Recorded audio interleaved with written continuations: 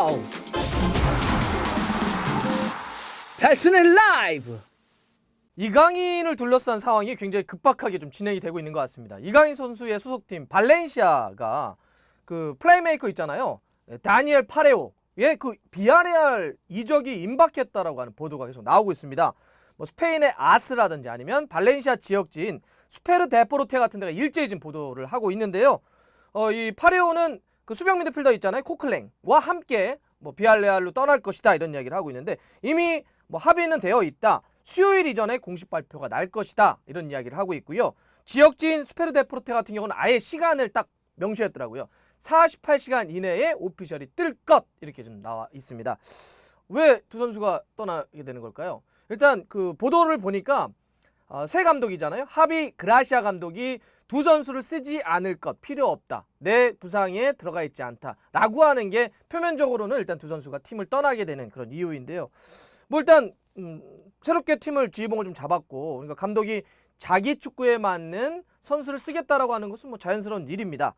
또 발렌시아가 팀 재정이 좀 안 좋기 때문에 이런 선수들을 좀 내보내서 얼마 전에 이제 페란 토레스도 맨시티로 좀 보냈었는데 이렇게 이제 보내면서 약간 팀 재정을 좀 추스리려고 한다 이런 이야기를 하고 있는데 또 이제 아무래도 국내 팬들이라든지 아니면 현지에서도 어떤 이야기가 나오냐면 아까 페란 토레스 말씀을 드렸는데 발렌시아의 유망주였는데 맨시티로 이적을 했잖아요. 이적을 하면서 인터뷰 한번 세게 하나 던져놓고 갔죠.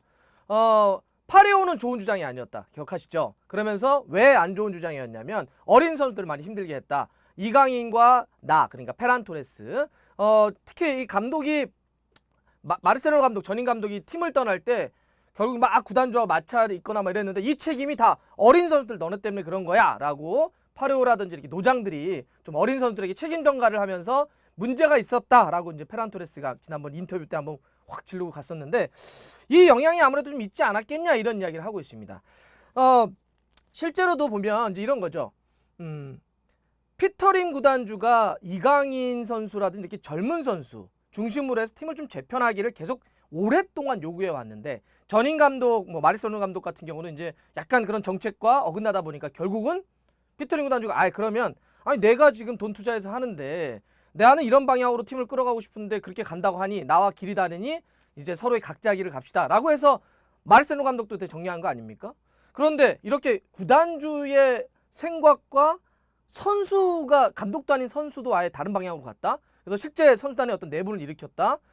구단주는 이렇게 젊은 선수 위주로 가고 싶은데 파레오라든지 이런 선수들이 그냥 저희 위주로 한번 가시죠. 뭐 이렇게 했다는 거 아닙니까? 그러면 많은 사람들이 그런 얘기를 했었거든요. 야 이거 아무래도 감독도 구단주가 막 주물럭주물럭 해가지고 내보내는데 선수 정리하는 거는 이건 당연한 수순인 것 같은데 라는 말이 있었잖아요. 그래서 지금 파레오와 코클랭이 떠난 게 아무래도 그 영향이 있지 않았겠냐. 그러면서 팀이 젊은 선수 새 감독 아래에서 젊은 선수 중심으로 해서 굉장히 크게 바뀔 가능성이 높다 이런 얘기가 나오고 있습니다. 실제 파레오하고 코클랭은요 만 31살, 만 29살이니까 베테랑급의 선수들이었죠. 이런 선수들이 떠나다 보니까 새 감독 그라시아 감독도 이거 의식 안 할 수가 없죠. 구단주가 그렇게 강력한 이야기를 계속 하고 있고 실제로 이렇게 선수단까지 딱 정리하는 모습을 좀 보여주면 아무래도 이제 그 하비 그라시아 감독 체제에서 발렌시아는 이강인 선수가 중심되면서 좀 젊은 선수 위주로 좀 가지 않겠냐 이런 이야기도 좀 많이 나오고 있는데요. 그래서 이제 이번에 그 코클랭과 파레오의 이적은 발렌시아가 젊은 선수들 중심으로 해서 팀을 재편하겠다라고 하는 정말 어느 거보다도 강력한 메시지가 아니냐. 이거보다 더한 메시지를 보여줄 수가 없잖아요. 자, 그래서 이제 이강인 선수에게 이제 더 많은 기회가 갈 것 같다. 하지만 뭐 아직 잔류를 할 건지 이적을 할 건지 결정된 건 아닙니다. 실제 또 파레오는요. 그동안 이강인 선수가 자기가 선호하는 포지션에서 많은 기회를 얻지 못하게 만들었던 그런 선수였습니다. 무슨 얘기냐? 파레오는 그 등번호 10번의 선수였잖아요. 전형적으로 딱 플레이메이커, 공격형 미드필더, 중앙에서 뛰는 걸 굉장히 선호하는 선수입니다. 자, 지금 이제 히트맵을 제가 지난 시즌 파레오의 라리가 평균 히트맵을 보여드릴 텐데 어때요? 가운데서 확실히 좀 많이 뛰었고 위아래로 상당히 많이 움직여지만 전체적으로는 공격을 상당히 많이 이끌어가고 또 파레오는 전담 키커기도 합니다. 코너킥과 같을 때 다 차는데 많은 부분들이 상당히 이강인 선수가 겹쳐 있었던 거죠. 그러다 보니까 이강인 선수의 또 하나의 평균 히트맵을 지난 시즌 보여드리면 역시 이강인 선수가 오른쪽 측면을 포함을 해가지고 중앙보다는 원래 이강인 선수는 자기는 계속 기회 될 때마다 중앙에서 공격적으로 뛰고 싶습니다 이런 얘기 많이 하는데 파레오가 있기 때문에 이렇게 사이드로 밀릴 수밖에 없었습니다. 실제로 지난 시즌 파리오 같은 경우는 라리가에서 35경기를 뛰어서 8골과 3개의 도움을 기록을 했고요. 출전 시간 따지면 3030분이나 뛰었어요. 근데 이강인 선수는 선발론 3경기, 교체로 14경기, 모두 17경기 뛴 시간이 444분이었으니까 좀 적었는데 2골을 넣은 게 전부였습니다. 근데 이게 뭐 지난 시즌만의 문제냐 그러지 않죠. 파레오 같은 경우는 레알 마드리드 출신인데 헤타페 거쳐가지고 발렌시아로 온 것이 이제 9시즌이었는데 9시즌 동안 부동의 이 중앙 미드필더, 공격형 미드필더였기 때문에 사실 파레오가 계속 있는 한 이강인 선수가 기회를 잡을 수 있을까? 이런 이야기들이 많이 나왔었습니다. 근데 이제 어쨌든 이렇게 파레오는 떠나게 되는 게 거의 뭐 확정적으로 좀 이야기가 나오고 있는데, 그런데 이제 제가 따져봤어요. 파레오가 떠나면 그러면 파레오의 역할을 볼 수 있는 발렌시아의 선수는 누가 있지? 현재 스쿼드로만 딱 놓고 보면 이강인 선수가 사실상 전부입니다. 지금 만 21살의 비센테 에스케르도라고 하는 선수가 있는데, 이 선수는 공격적인 미드필더로 뛸 수는 있는데 지난 시즌 때 B팀에 있다가 승격을 해가지고 라리가 교체로 딱 3경기밖에 못 뛰었던 선수고요. 그다음에 만 22살의 알렉스 카르보넬이라고 하는 선수가 있는데, 이 카르보넬은 좀 실력이 떨어진다는 평가 때문에 지난 시즌 때 네덜란드로 임대해서 뛰었던 선수입니다. 그러니까 다 뒤져봐도 없어요. 이 중앙에서 공격적으로 풀어갈 만한 선수가 없습니다. 예를 들어서 뭐 콘도그비아 선수는 약간 수비형 미드필더고요.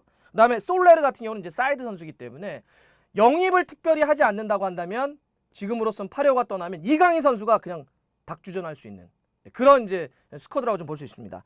지금 비아레알이 이번에 이제 저런 얘기는 있어요. 파레오라든지 코클랭의 이적료를 조금 낮추기 위해서 비아레알에 있는 마누 몰라네스라고 하는 미드필더를 보낼 수도 있다. 발렌시아로 이런 얘기를 하고 있는데, 이 몰라네스도 공격형 미드필더가 아닙니다. 수비형 미드필더예요. 그러니까 지금 뭐 나오는 말들을 종합해 보더라도 파레오가 떠나게 되면 그 자리를 메울 수 있는 등번호 10번의 스타일의 플레이메이커, 공격형 미드필더는 이강인 선수밖에 없다. 이렇게 말씀드릴 수 있습니다. 물론 뭐 앞으로 이적 시장이 이제 문 열렸으니까 끝까지 좀 지켜보긴 해야겠죠. 상황은 이런데요. 이렇게 되면 확실히 이강인 선수에게 좋은 시그널 아닌가요? 최소한 이강인 선수가 선택할 수 있는 선택지는 굉장히 넓어지고 있다. 잔류를 하건 떠나게 되건, 잔류하게 될 경우 또 많은, 확실히 예전에 비해서는 더 많은 기회를 얻을 수 있는 그런 상황이 좀 주어지는 것 같고요.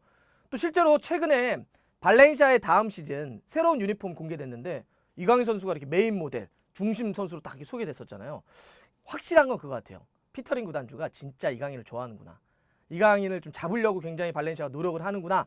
이런 걸 좀 확실히 지금 저희가 느껴지고 그런 시그널이 좀 읽힙니다.